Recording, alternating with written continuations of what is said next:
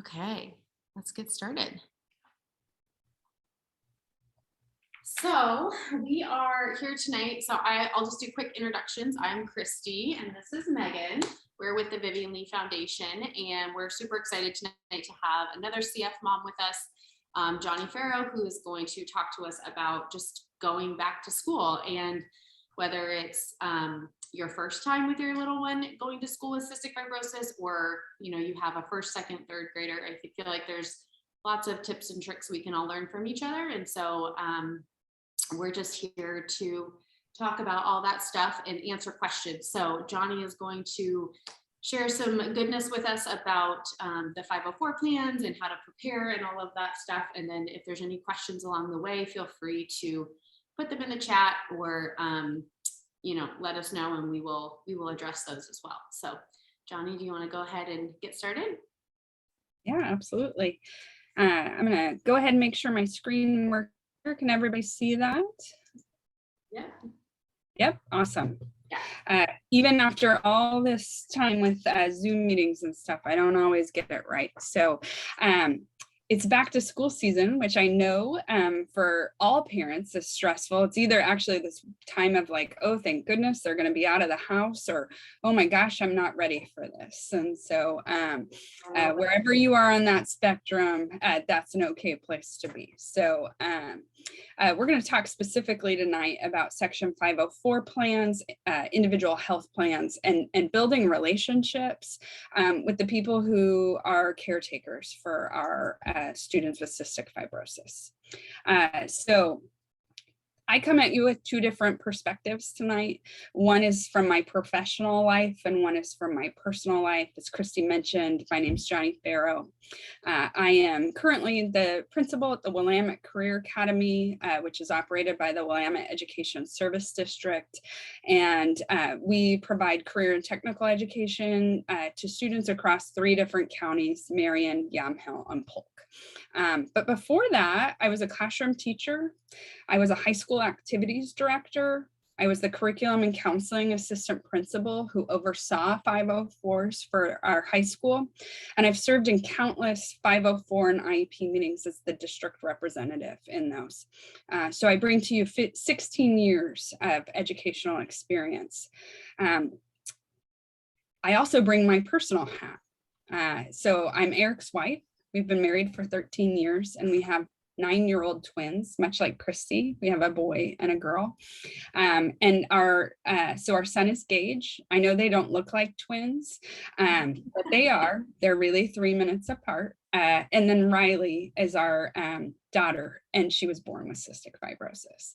And as a little aside, I also have cystic fibrosis, but I was diagnosed much later in life, and I have a very different type of cystic fibrosis than our daughter does. Mine is very mild. I probably never would have been diagnosed had I not had her.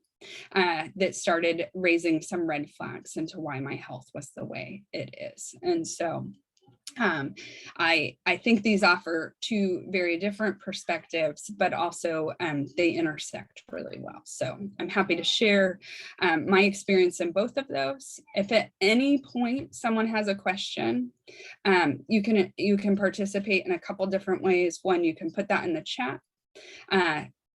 You can save it for at the end when we go over questions.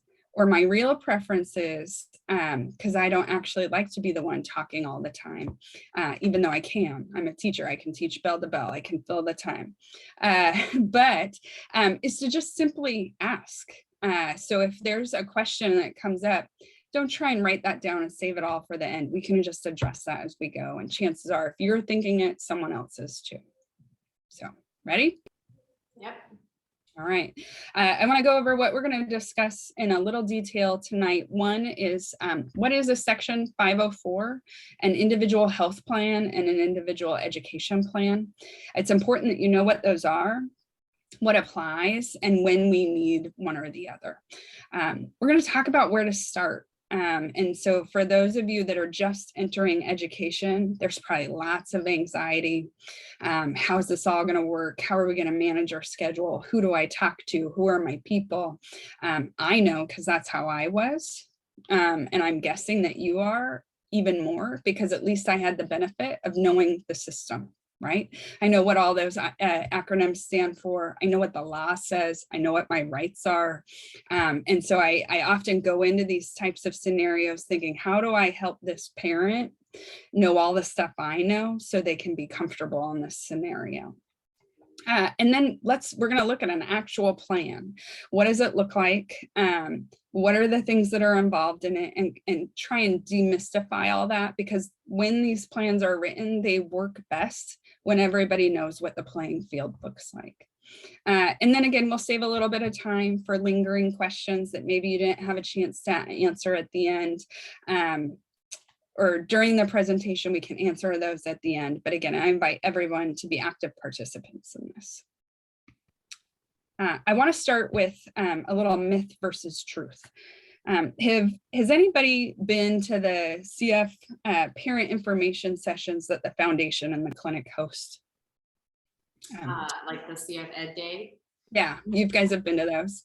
I've been to several of those. As Riley gets a little bit older, I feel like I can attend a little bit less and less, but I attended those religiously for the first few years.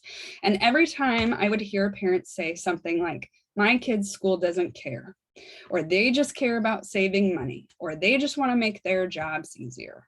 And after 16 years in education, I don't believe that's actually true. I won't say 100% of the time, but I will say 99% of the time, the people who are in your child's school care very deeply for your child and your family. They just don't have all the information that they need to know how to support our children and our families. And I know this because before my child had cystic fibrosis, I didn't know those things either. I remember very clearly sitting in that NICU, getting the diagnosis and thinking, oh, what is that? I remember learning about it in biology, and all I could remember was it was bad. And so unless someone is living and walking in our shoes, they probably don't know all the intimate details that we get a crash course on. And so that's one of the things that I want to remind you as you go into those first conversations in the world of education is they probably don't know anything except for what they can remember from when they were a sophomore in biology. And so I don't know, maybe you guys remember that very in detail, but I did not. No. And so give a little grace, right? Sorry, I get wonky on these Zoom presentations, that they need us to be that voice that brings cystic fibrosis to life so that they can better advocate and support your student. So it's important that we know the differences between all these plans, because you've probably heard all of them, but don't really know what they are. They're not all created equally, and they shouldn't be, because a one-size-fits-all approach to what students need to help them access their education doesn't work. If it did, they would all graduate. They would all go on to post-secondary success, and it would be great. So these plans are very different, and they serve very different purposes. So let's dig into what those are. Again, if you have any questions, stop me. So a Section 504 plan is part of the Americans with Disabilities Act, the ADA. It is a legally binding agreement between the parents and the school district. So when it gets written in, it's a legal document. It is your contract for this is how we will help support my student. So one, it's legal. And I'll talk about why that's important a little bit later. And it's used when a student has a disability that does not, when they have a disability that does not interfere with their ability to perform in a traditional or general education classroom, but they may need accommodations that we can build into a 504 plan. And I'm going to skip a health plan right now, and I'm going to go down to an IEP plan because I want to explain that difference. You've probably heard of an IEP. An IEP is also a legally binding agreement that's developed to ensure that a student with an identified or multiple disabilities receives the specialized instruction and related services. What's the difference between specialized from a 504? Any ideas?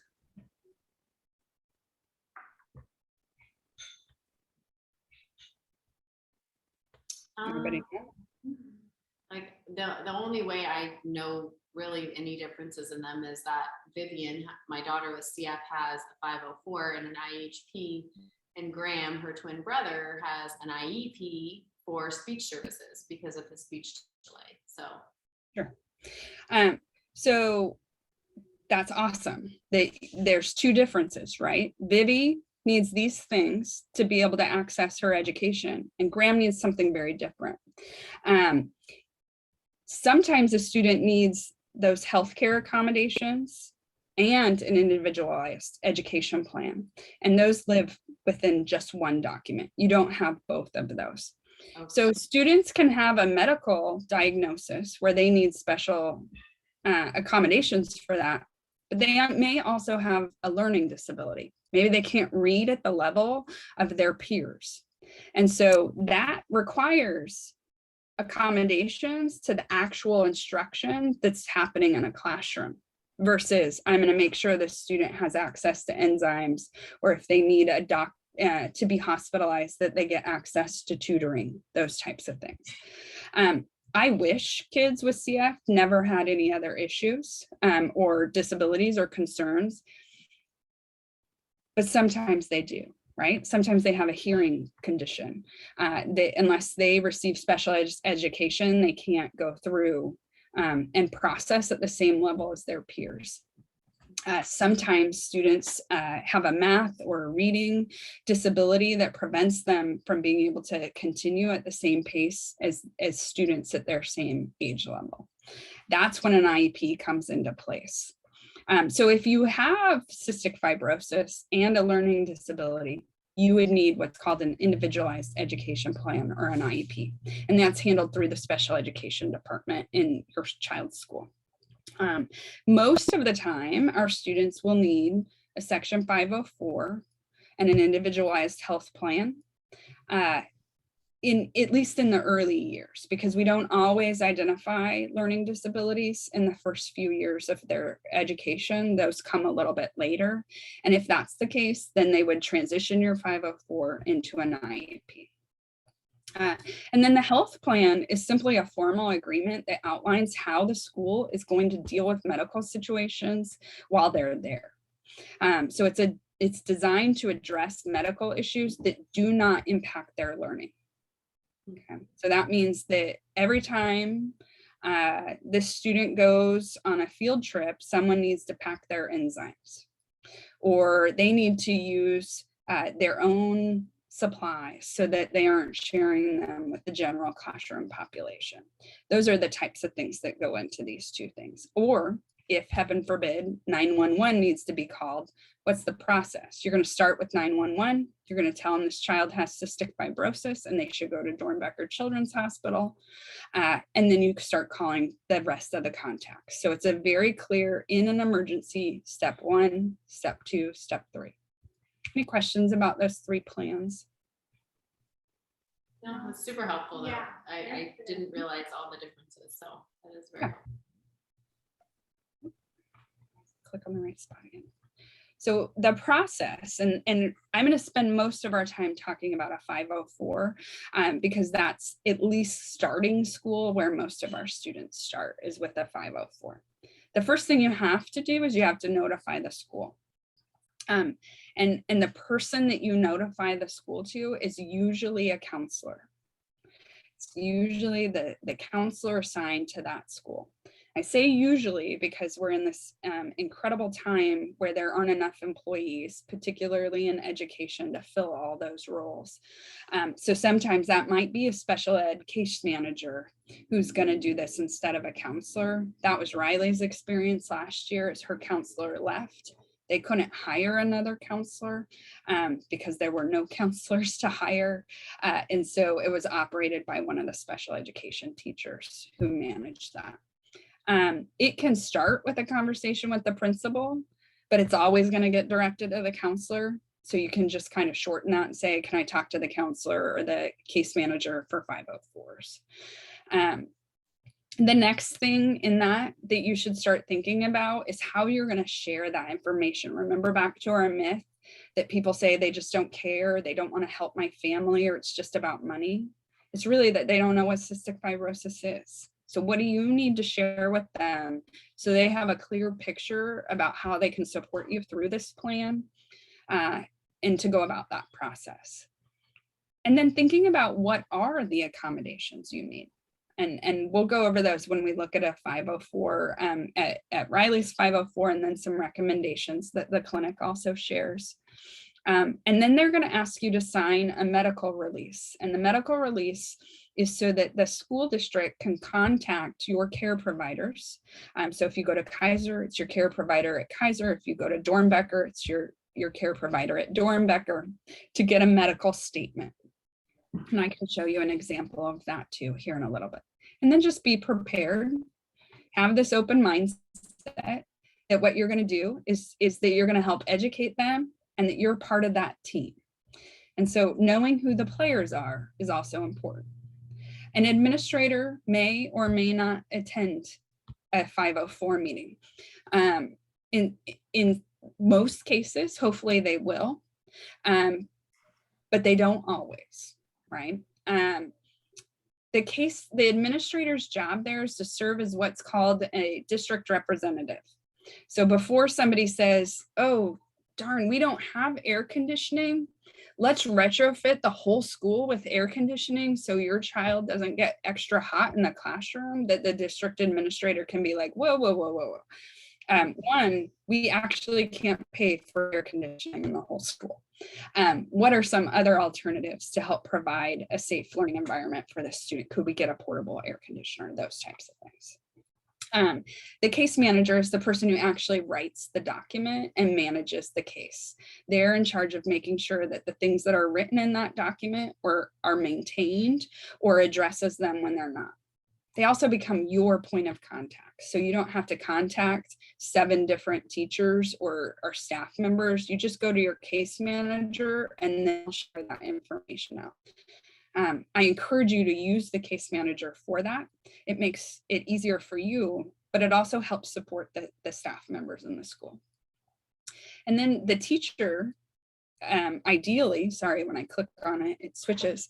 The teacher should be there, especially I think in elementary school, because they're with that student all day long. So that the teacher really should be present. Once you get into high school and there's 7 different teachers, sometimes that's only one teacher that attends. We wish all of them would, but they can't always be at every single meeting. And what gets written into that plan then becomes their job to execute. A nurse. Our students have complex medical needs. Your school nurse should be available and participate in this meeting so that you can create the accommodations in the 504 at the same time you're making your health plan. They complement each other. And your nurse also becomes one of your contacts. Parents and students should be in those meetings. They can happen without you. I don't encourage you let that happen. You should be in those meetings. And I know you may be thinking, well, my child is 5. This isn't an appropriate place for them to be. I disagree with that. Our kids know incredible things about their health and how to advocate for themselves early, much earlier, I think, than other children their age. And they should be active in those meetings. Is it as important when they're 5? Probably not. But when they're 15 and you want them in that 504 meeting to tell all of their high school teachers what they need and why they need it, they're going to be more likely to go if they've been going for the last 10 years than if we ask them to suddenly start, just like breathing treatments, right? I'm really happy that Riley started breathing treatments when she was 3 months old because she knows no different. I never have to fight with her about breathing treatments. It's just part of her life. But I hear stories all the time about kiddos that don't start breathing treatments until they're 8, 9, 10, and then it's a fight.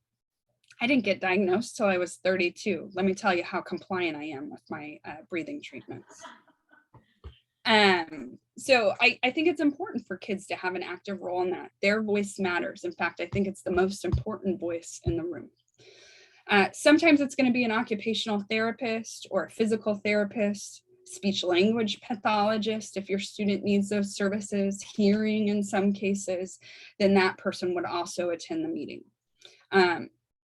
Most of the time, these folks aren't there. But if you have kiddos like mine who didn't eat for the first 7 years of their life, it required an occupational therapist to attend a few times because they were doing feeding therapy and consults within the school. And so when that was active, then the occupational therapist would be part of our team. And then our care team participates usually indirectly. Sometimes, if things are going sideways with your district, you may ask a case manager to participate or a social worker. That's not the norm.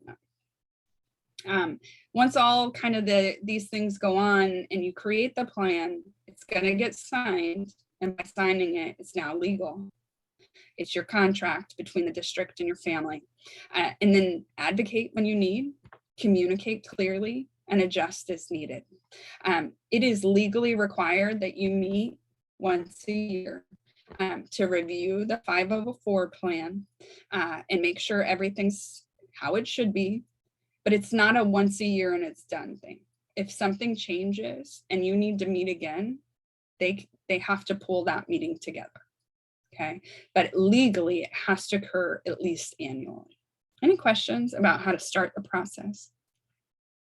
I have one question. I mean, regarding that meeting, is it normal for most parents to have that meeting before school actually starts for the year, or do parents do it later in September? Like, I don't know. Megan and I were just talking about this and how it just feels like such a big thing to wait till like the week before school to do, you know?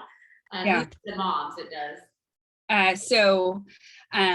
I'm going to put on my administrator hat first. And I'm going to say, well, counselors don't come back into the building usually until the week before school starts. And in that time, they have to do all their planning and adjusting, all those types of things. That's my administrator hat. My mom hat says, I sent an email to my school saying my child would not walk through that door until they had a 504 plan in place, because I think it's too important. Right. And so that requires people to adjust their time a little bit. But how is your kiddo going to get enzymes if nobody knows that they need enzymes every time they eat? How are they going to know to protect your child from germs or high risk situations if they don't know about it? And so sometimes you have to get a little loud about that. It may or may not happen, but it should happen very, very quickly. And there should be written directions on day one, whether it's in this legal document or not, for how to care for your student. And so that depends on how loud you want to get, right? And I don't know if I want this in public so that people hear me saying, get loud if you have to. And so it's a balance of, are there actual staff members in place to do it beforehand? And then how quickly can we turn it around? And a plan if it can't be written in that legal document. And so that's being prepared. What are the things you're going to ask for? And just start it off with that and say, well, at a minimum, these things have to happen until we can have the formal meeting. Good question. Sometimes it's not possible, but I would sure try to get it done ahead of time. Another myth, or a couple myths that I think it's important, is that sometimes I hear folks say, well, my child's doing really well. They have great lung function. They don't need a 504. They don't need this. And I caution you against that because CF is unpredictable. And if you, hopefully you haven't kind of had hospital stay after hospital stay, but my family has. And so Riley can be great one week, and the next week I can look at her and say, we have to go to the hospital. And it happens that quick sometimes. You don't want to wait until you have all the stress of a hospital stay and all the complexities of that to have an agreement with your school on how you're going to do with that. And you especially don't want to do that in high school, where grades and deadlines are high risk. And so the sooner you get this laid out, so when you hit those moments of high stress and anxiety, you just know what the school's going to do. You're going to be better apt to take care of your child, and they're going to be better prepared to take care of your child. And so I encourage you to just start the 504 from the get-go, so that when you hit those moments, it's just there. And again, in elementary school, it's not going to be a huge deal most of the time. But when they are in an AP class, or they're in a college level class, or they're in pre-calculus, like that expectation is very different than maybe it is in kindergarten or first grade. Not to say one's more equal than the other. There's just a higher risk at the point where grades start to matter, and college admissions and all those factors. So you want that in place and a system ready to go before you ever get to high school. My advice. And then I hear people say, well, teachers and staff are going to think we're just loud, or we're demanding, and we want special treatment for our kids, or maybe they're going to treat my kid different because they think, that this is just a made up disease, or whatever it might be. Because cystic fibrosis is often invisible. They don't actually see it day to day in their classrooms. And I wish I could say that will never happen. Sometimes it might. Sometimes people are going to think we're just loud and we're demanding and we want special treatment. I don't care though. So what? They have to do it if it's written in the plan. So if your child needs extra time while they're in the hospital, they get extra time, whether that teacher wants to give it or not. Again, 99% of the time, that's not the case. Most of the time, people are going to be like, just rest, get better, heal. We'll get you caught up when you get back, or I'm going to make sure you have stuff to do when you feel good enough to do it. That's the norm. But sometimes you may get somebody on a bad day, or somebody who is frustrated. Sometimes maybe our kids aren't doing everything they should at school, and they're already really far behind, and then they need extra work.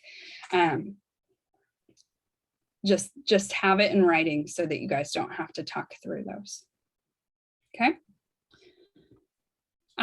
So the 504 and plans and routines. So what I want to, you can kind of see here a picture of a team, right? There's a parent, a child, the care team at the school.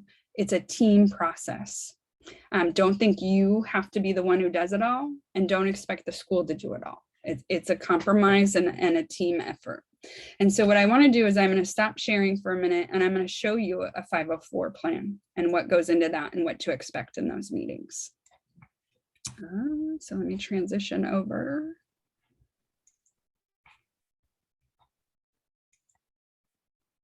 Of course, I can't find it right this second, so let me escape from here. There we go. Yeah. Any questions?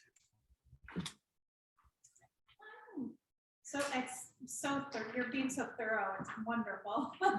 It's probably too much, so tell me to go faster if I need to.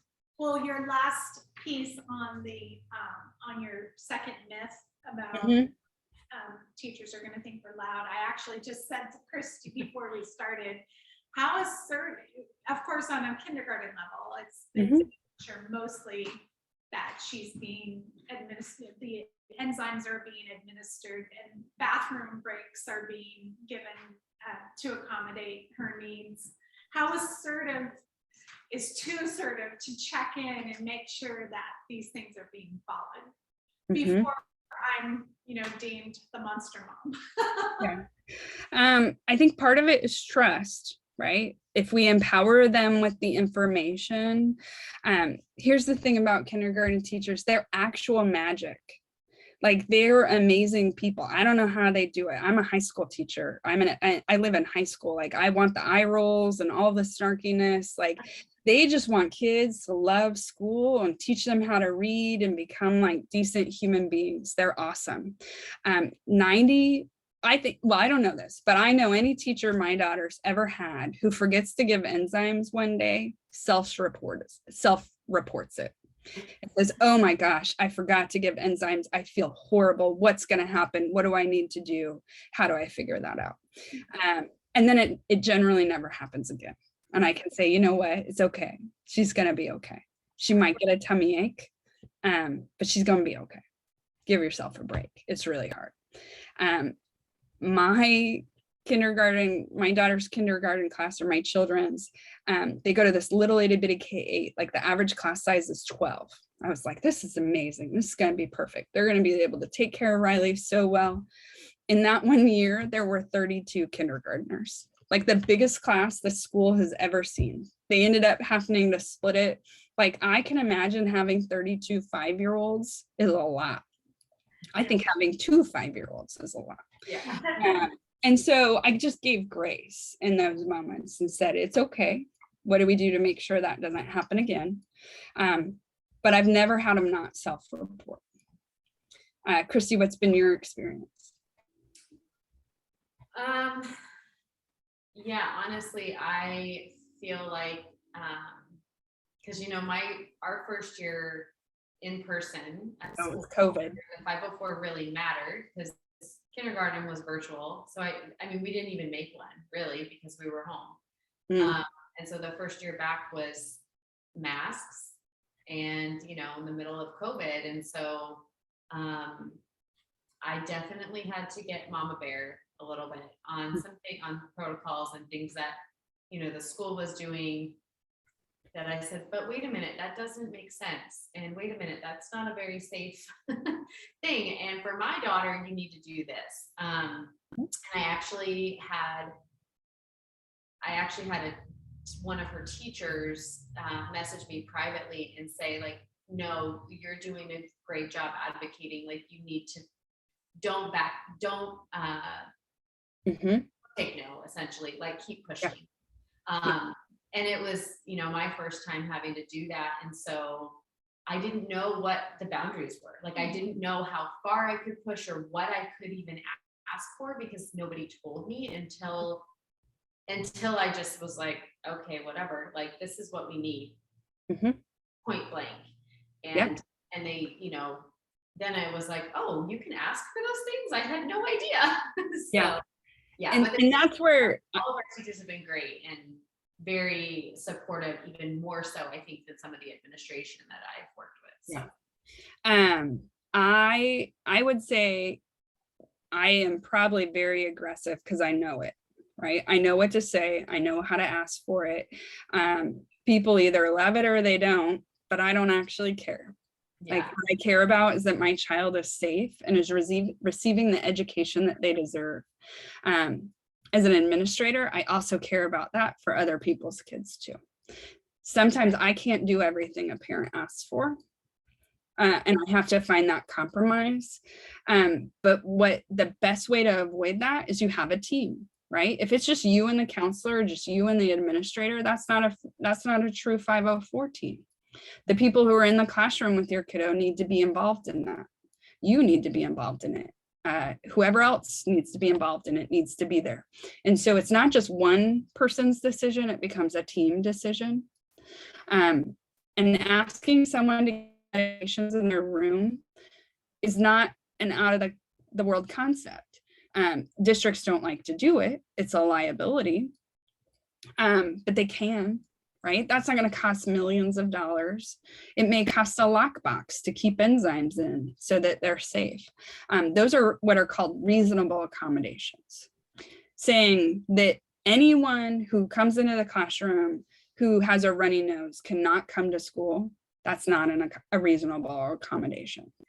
Or that you have to retrofit all of the air systems in the school so that I know that you have the best air quality at all times is probably not a reasonable accommodation. But saying I'd like an air purifier in my child's room as she transitions through each grade is like, I've written that into Riley's plan. Yeah. Totally, yeah. And that's not a benefit, but one good thing I think about COVID is some of these things that benefit our CFers, regardless of COVID, are now kind of normal, right? Sure. So, yeah. And I still leave them in there in case. So this is Riley's 504. I deleted her personal information in case this goes on the internet or anything like that, but I'm fine with sharing this. This is from kindergarten. So this 504 looks very different than her 504 today, because I just went in and I asked for it all. And so this is just a legal document the district will keep. Yours may look different. So there's different systems, student information systems. Yours likely looks different because this is a different school district, but it all has the same basic information. Who was there, those types of things. We didn't have a great team meeting this first year because I was demanding that it happen before school and they weren't all back on contract, right? So it was just the parents and the counselor here. In years, subsequent years, that's been very different. They're going to go through some questions that are called the evaluation. And it's going to be things like, do we have a medical documentation? But the key question in determining if your child is eligible for a 504 is this one. Does the student's impairment substantially limit one or more major life activities? And if the answer is yes, then they need a 504 plan. So sometimes kiddos have asthma that's not super severe and they just need access to an inhaler. Does that require a 504? No, because it on the day-to-day does not substantially limit their life activity. If your child can't get enzymes, their ability to learn will be very different. So in her cases, it's other bodily functions, attendance because of hospital stays, and breathing. So that's going to be the first thing. And if the answer is no, then it's not necessary. We'd go straight to a health plan. But I think any district would be hard pressed to say no to cystic fibrosis. And if they did, I'd keep fighting that. So there's all these things, what do we need to know about it? This plan is shared with teachers. So again, read through what do I need to know and what is cystic fibrosis. Many of the things written into Riley's plan are also in her health plan. But in these early years, it was, she needs to have water at all times and she can't use the water fountain. So that means she has to have a water bottle. We just wrote that in. I will provide the water bottle. I said some of those things. She needs her own set of school supplies. I said I would provide those. She can't share things like pencils, glue, crowns, markers. Then COVID happened and nobody could. And then it was no longer my job to buy those. Technically, if these are things you already supply, you should supply them. But if it's stuff the school would normally supply, they should do it. Things like janitorial cleaning. I expect her classroom to be cleaned deeply every day. And I wish every classroom was cleaned deeply every day. They're not always, but I know Riley's is. I need door handles wiped down. We need desks sanitized, all those types of things every single day. Back in the day, I wrote that Riley should be moved away from any child who's congested, coughing with a runny nose, stomach ache or not. I've changed my tune a little bit and said that the other child should be moved away from Riley. When they have those things, Riley's school shouldn't be disrupted because they came when they shouldn't have come. Does that make sense? I didn't think about that at the time, but the longer I do this, it's now flipped. If a child comes to school with those symptoms, they need to be moved away from her, not her moved away from other people. She already feels different. Right. Yeah, I wrote this silly one mostly because I have anxiety over buses. I don't think they ever followed this one, that she would sit every single day behind the bus driver. That's just because I worked in the counseling office and I've heard stories about bullying and things like that. That's no longer in her plan. Things that she needs a tutor if she's in the hospital for an extended period of time. She doesn't usually need that right now, but when she's in high school, she's probably going to need a tutor because I can't teach her calculus. I just know my limitations. So I just leave that in there so I don't have to fight it when we get to high school. If she's homesick more than 3 days, that the district would provide a tutor That's a reasonable accommodation. That's I don't need that a lot in kindergarten, right? I know my shapes, I know how to use scissors, I know those things. But again, when we get into high school, and they don't want to learn from mom, and I don't know the content maybe that they're learning, then that will be necessary. And the district is required to provide a tutor in those cases. You get to determine how long. What? Because I just said it's really good to know on that, because that is one thing that my school did push back on. And they pretty much told me that they didn't have the staff to be able to do that, which I understand there's a lot of staffing issues right now. But, you know, it was at the time where if anyone in their class or their grade was positive for COVID, my kids were quarantining for 10 days. And I'm like, what am I supposed to do for 10 days if they have to quarantine multiple times? Yeah. And that was something we struggled with, because I mean, luckily it never came to that in a situation where we needed that, but I was definitely worried about that. Like, what if she has to be hospitalized, or what if we're quarantining? Like, how am I gonna get help to teach them? So that's good to know that it is possible. Now, I do think sometimes they can't, right? If they literally can't find a tutor, they can't find a tutor. And that's the world we live in. I've had a job open since April. I have one applicant, just came in last week. We are in a true emergency in education about staffing our resources, especially with a home tutor during a pandemic where everyone's afraid to get it. And so I can see that being harder to write in these days. I can also see that it's probably not as important at this age as a high school student, for example, when they have other stuff. If your child's never been in the hospital provides tutoring.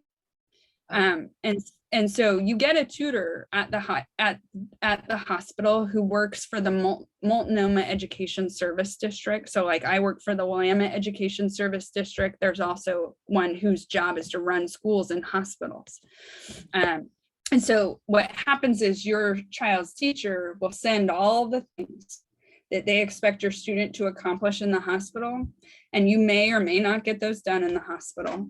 But a tutor will come to the room, not in normal, in normal times, they'll come to the room for about an hour a day. And so they can start some things and then you pick up on that. But it's a partnership between the district, you, and the hospital. It's this at-home piece where, say, maybe your kiddo is doing home IVs for 10 days and they're not at the hospital. But, again, they're like 16 and they know everything and they're smarter than everybody. And you maybe literally don't have the skill set for some of the courses they're in. That's when a tutor's going to become important.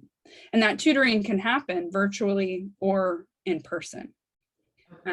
And so that's something I would continue to monitor and specify. Like, if they're in the hospital, I don't need a tutor. The hospital is going to give me a tutor.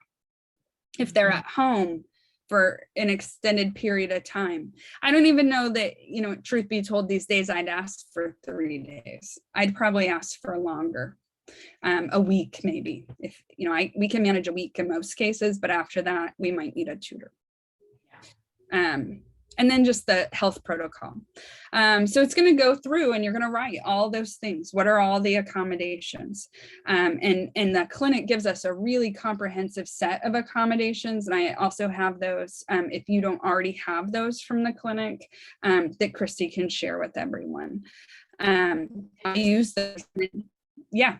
Just real quick, all of the documents that you're going through, so the example 504, IHP, the list of accommodations, and then actually some more documents that I got from our CF clinic. I've compiled all of those into a Google Drive. So we will link that we'll probably link it on the website at vivianleefoundation.org. So anyone can access those. And I think obviously your clinic can as well provide you with other information too. But if you wanted to see these examples or print out the list of accommodations, those will be available. Awesome. And this is an example of the request for health or medical information that the school district would send to the the care team at the clinic. Sometimes people don't want to give schools access to their medical information. We're never going to be able to operate at the same level that you want us to if you don't let us talk to care providers. Consider that. No one's broadcasting your information. It doesn't go out anywhere that's not confidential. But if you want detailed information that you don't maybe have to touch every single time, just let the counselor talk to the doctors. Yeah. Your doctors are going to protect your private information, and they're going to tell the school what they need to know. So that's the bulk of a 504. There's a bunch of other paperwork in it, but this is the stuff that typically pertains to somebody. For my daughter at this current stage of her education, her health plan is very similar. It's not dramatically different, and I want to be mindful of everyone's time. So if I go longer and we need to stop, tell me. Oh, this is good. I feel like I mean, you did help me when Vivi was going into school just because we were friends, but like, I wish I had this whole wealth of information. I mean, I'm learning stuff even now, like after we've done a 504 once, like we have yet to do our meeting for this next year. So this is a great refresher for me too. So this is Riley's most recent health plan. Look at all this stuff that I crossed out. Like, oh, that might have just been a really scared mom who was starting kindergarten, wanting to control every single piece. So it looks a little different. And I left these crossed out because I think it's important to see that this plan ebbs and flows over the year. The reason that like not sharing of materials here is one, Riley doesn't put everything in her mouth anymore like she did when she was 5. And nobody really shares supplies like that anymore because of COVID. Yeah. Riley changed some things here. Like when Riley started, I had it so she could go to the teacher's office. She didn't have to go to the bathroom with the other kids. And she had her own little kit in case things happened or she needed help in there. I was really worried about that, especially with her feeding tube and just the way her digestive system was working. I don't think she went maybe once the whole year to the teacher's room. And if she did, I think it's because she wanted to just go visit with the secretary. It's true. And then they'd have to be like, okay, Riley, I think it's time for you to go back to class. But then I asked her, do you want that? Do you ever go? And she said, no, I want to go to the bathroom that all my friends go to the bathroom. Okay, if you're comfortable with that, I'm comfortable with that. We crossed it out. That may come back later. Maybe something changes in her health. Maybe she turns into like a 12-year-old and is suddenly really embarrassed. And she says, I don't want to do those things with my peers. We'll add it back. I manage what's in here too, because I don't want her to get used to it and think, ooh, this is hard. I don't want to do it. I'm going to go visit in the secretary's office and they can't stop me. I don't know if your kiddos are like that at all, but I also have to keep a check on her. She's smart. She knows how to get what she wants. Does Riley take her enzymes in the classroom or does she have to go to the office? Yeah, that was something I fought really hard for because I don't want Riley to leave the classroom every time she needs to eat something because then she's losing instructional time. And so I fought hard on that and they agreed to keep the enzymes in the classroom. Not every district's going to do that. But for me, that was something I thought, I know her that she is the most social child in the world and she can't just go take her pills and go right back. She's going to talk to every single person she stops and sees. And she's going to lose instructional time over that. At the time too, when Riley started school, eating was our primary issue. So she actually, at one point we had to build in time where she had to leave the classroom just to go eat something because she wouldn't eat it in the classroom. And I had to keep special snacks there that she really liked because she's not going to eat the goldfish that the teacher, and she was losing so much weight. And so we had to adjust it in the moment based on her health needs. But in general, I want her to stay and receive as much instruction as possible. If it means that she's going to get hospitalized because she's losing so much weight, we're going to adjust, and she's going to spend 5 minutes having the secretary make her cinnamon toast. And then she's going to eat that and go back to class, because that's what I need to do to keep her out of the hospital. That was a real life situation. The secretary would make her cinnamon and sugar toast every day, a whole bunch of butter on it, and then get her back to class, because she needed food so bad. And she just, I mean, for your information, she stopped eating when she was 6 months old. Thanks for the recipe. Thanks for that recipe idea. Yeah. So this is where you can say I changed it, right? Riley's not going to get moved. Someone else is going to get moved. We did what we were supposed to. Okay. So those are just some examples. I encourage you to peruse that. You'll see my anxiety with school decrease over the years. And then the sample accommodations, again, from the clinic are really helpful. And I encourage you guys to use those. I want to go back. I'm going to try and get through some stuff because I think it's important. Oh, this is great. Yeah.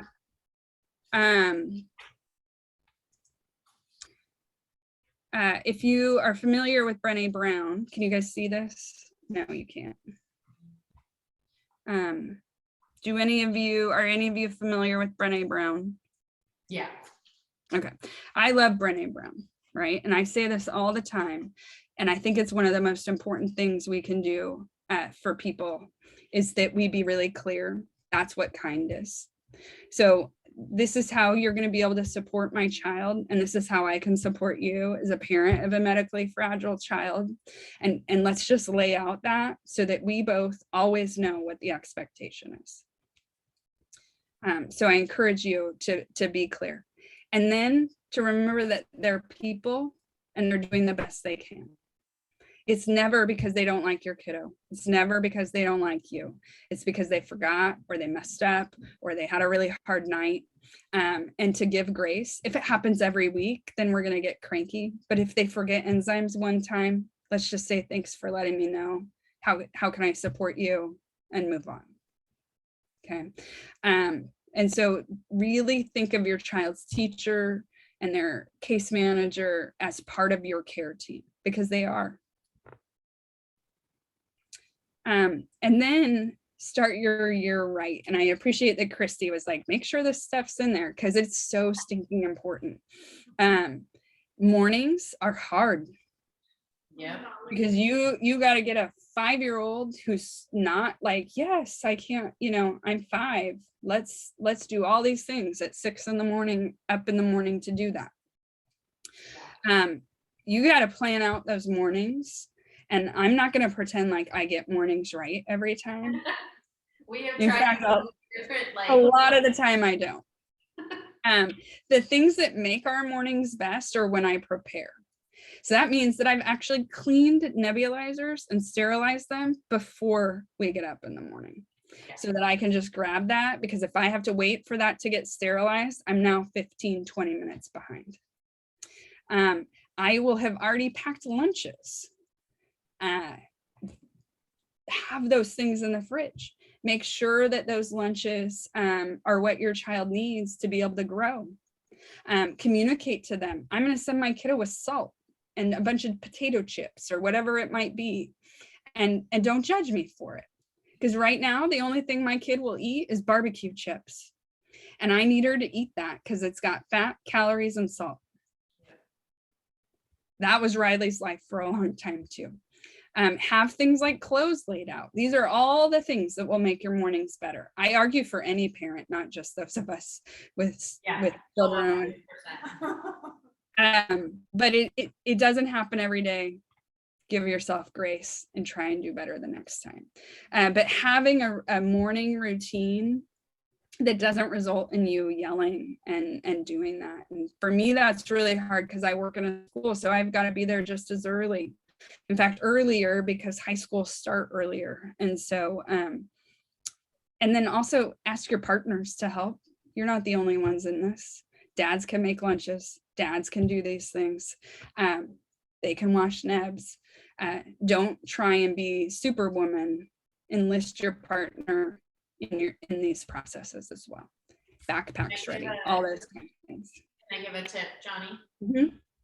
So one thing that was really helpful for us was, I think it was like a week or two before school started, was setting an alarm and doing a couple test morning runs. Yep. And I literally set a timer on my phone and I timed how long it took us to get up, eat breakfast, do treatments, get dressed, and get out the door essentially. And, you know, I've learned I need actually probably more time than what that timer said on certain mornings, but it was really good for me to gauge, okay, we have to be up by 6:30. If we're at 6:45 in the morning, we are late and it is not happening. So we have to be up by 6:30. And, you know, I learned with Vivian, I have to do treatment first with her. If we don't do treatment first, treatment is always what's causing us to be late. And we're always out the door with her in her Arabica, and she's doing it in the car as we're driving to school. So, but doing those test runs before school even starts, just setting your alarm and timing it and seeing how long it takes was really helpful for me to figure out, like, okay, how am I going to get 3 kids up and ready for school and get all of her CF stuff done all on time? Yeah. So, Yes, breathers first. You can eat in the car. You can eat when you get to school. yeah. Like those are the options. But you can't do breathers in those cases. Yeah. I was really worried about the time that a traditional nebulizer took, and I was complaining about it. Like, this takes so long. Riley at the time was doing like Caiston and like she had 3 different inhaled things she had to do before school started, and Caiston takes forever if you've ever done Caiston.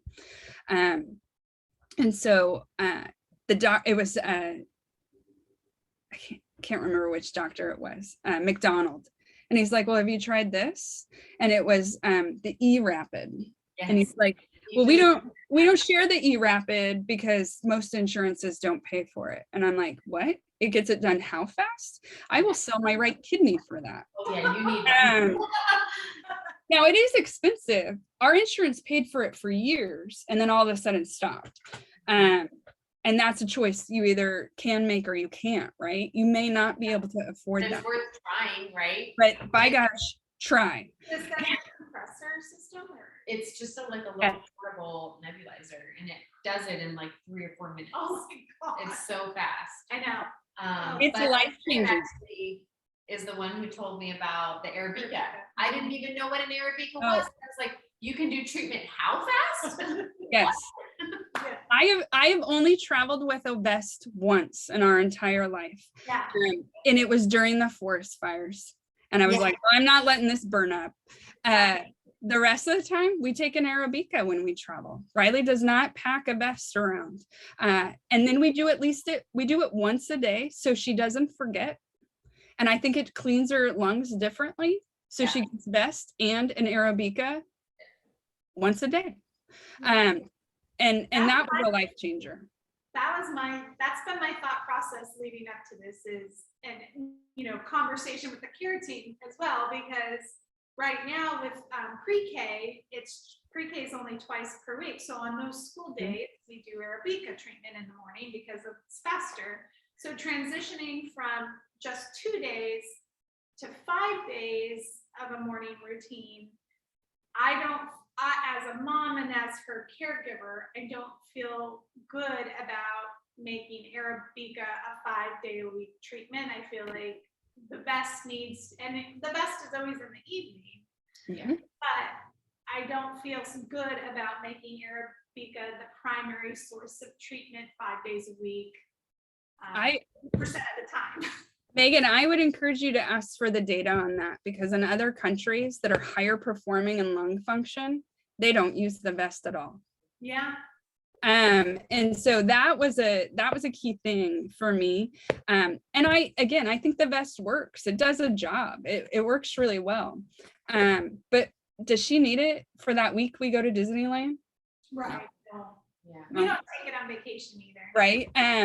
Do you feel like it's because of her ability to like do her huff coughs, or like would meeting with respiratory therapy one more time before school starts, would that be helpful? Like, I don't know. I think, exactly. I think all of that. And I think it's more of just a mindset I think, of where, you know, for 5 years, what our routine and her health plan has been. And so to deviate from that and change it for such a, you know, lengthy, I mean, you know, I guess it just depends on all of those factors, like what, you know, what's the care team's input on it, what's data show, what will work best because to be honest, that the Arabica works probably better for my routine in the morning, but actually I think Claire works better with the best. Like that's her wake up time. That's you know, she that's how she kind of wakes up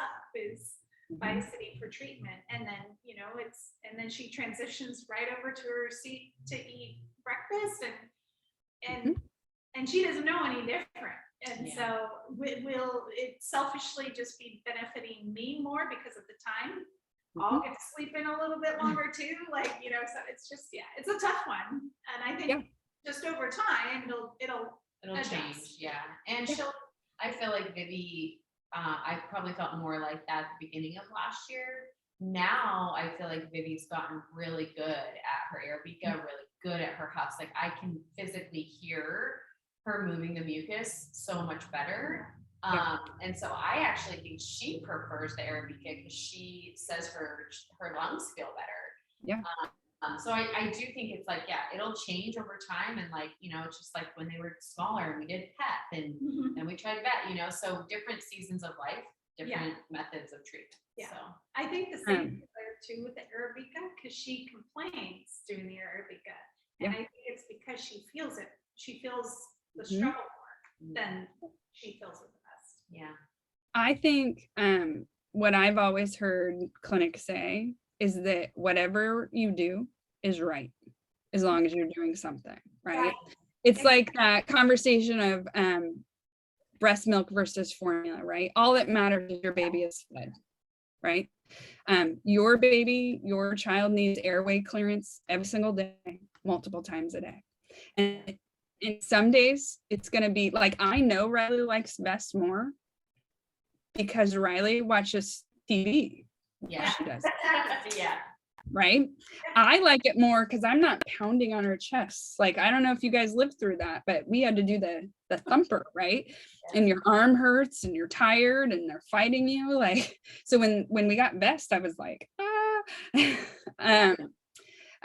so I think what I encourage you to do no matter what is to breathe and know that you're doing exactly what your child needs every single time.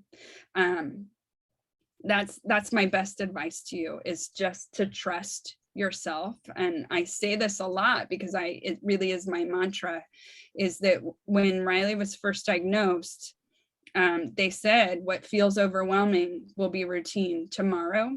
And it's true. Like the thought of giving enzymes every time I fed my baby was so overwhelming on day one. I can do it with my eyes closed, driving, like while I'm texting, right? Take these enzymes. I don't do that, but I could, right? And so, and what's important to know is that it will change. And every time our routine gets knocked off, I go back to that, oh my God, I can't do this. Every time there's a hospital stay, my routine gets knocked off. I'm more emotional, I'm more reactive, and then I settle into it. Every time a med changes, every time a med is added and one isn't taken away, I have to go through that whole process, but it always becomes routine.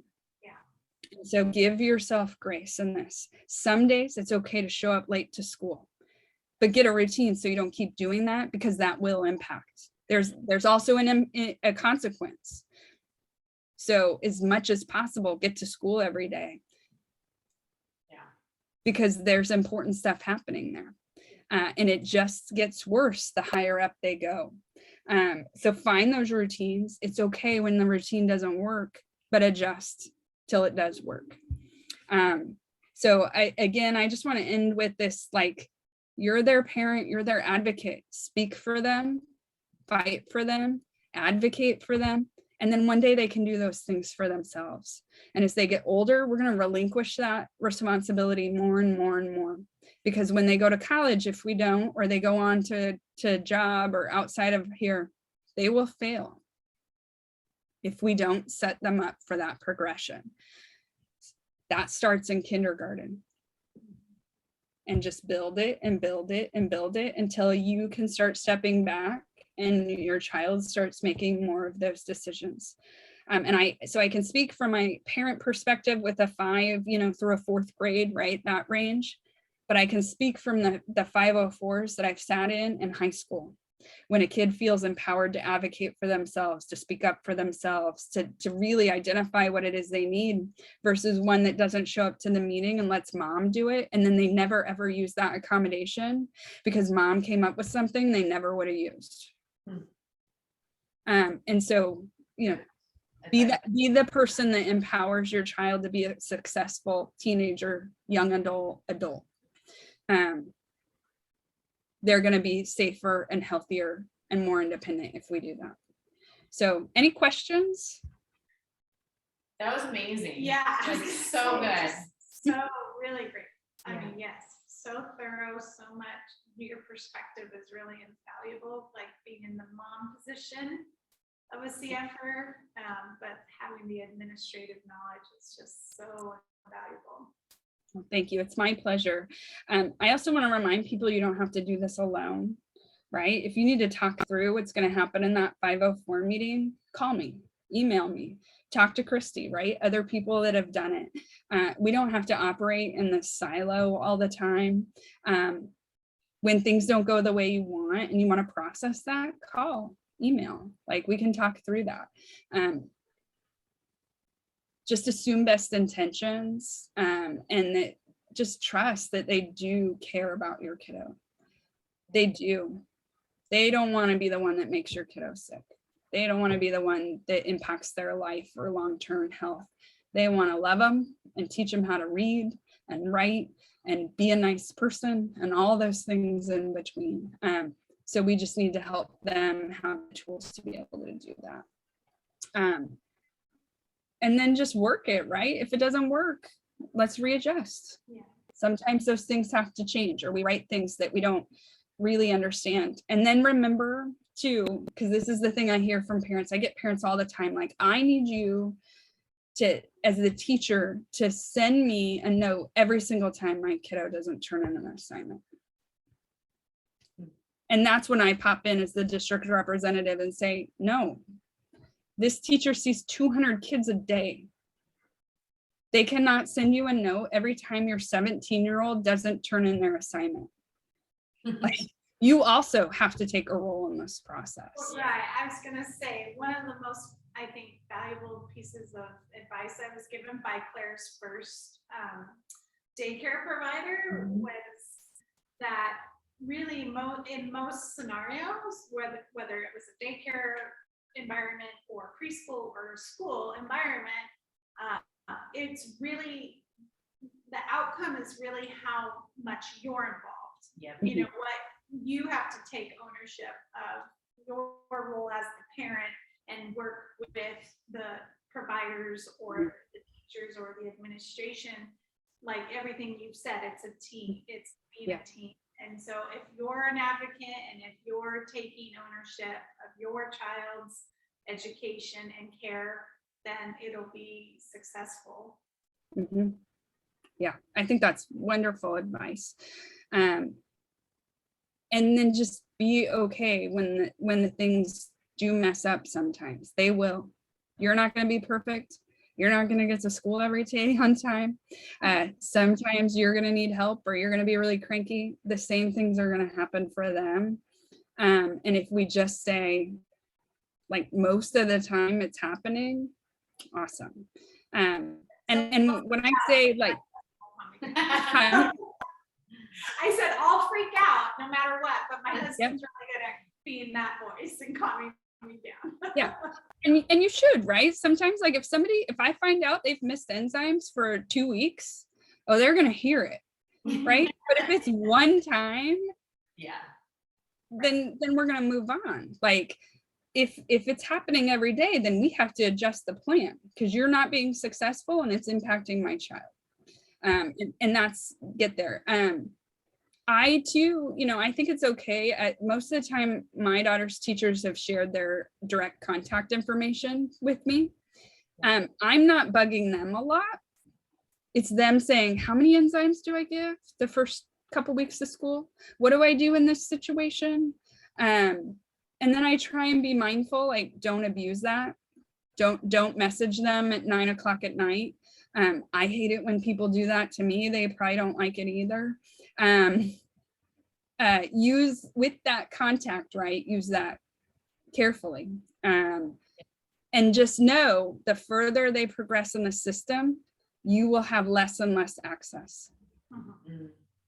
I could never understand why parents were always so mad at us at the high school until I had kids and I got a message every single day about what they did at school. And I was like, oh my God, of course they're mad at us. Like we never talk to them. And then they go from that level of interaction in an elementary school. And so just know that access will change as the education continues. But if you've empowered your child to be an advocate, they're going to be able to manage that. Yeah. So it doesn't start in kindergarten. Right. So you're going to be great. If you need help, reach out. I was terrified of school. Terrified. Like I wouldn't even do preschool until I realized that Gage wouldn't talk to people. And I was like, oh, we have to do it because he's not going to be able to. And then we started at preschool and it was the most amazing experience. Like both of my children came alive. They fell in love with education and learning. And I was like, that was my own adult issue, making it a kid issue. Yeah.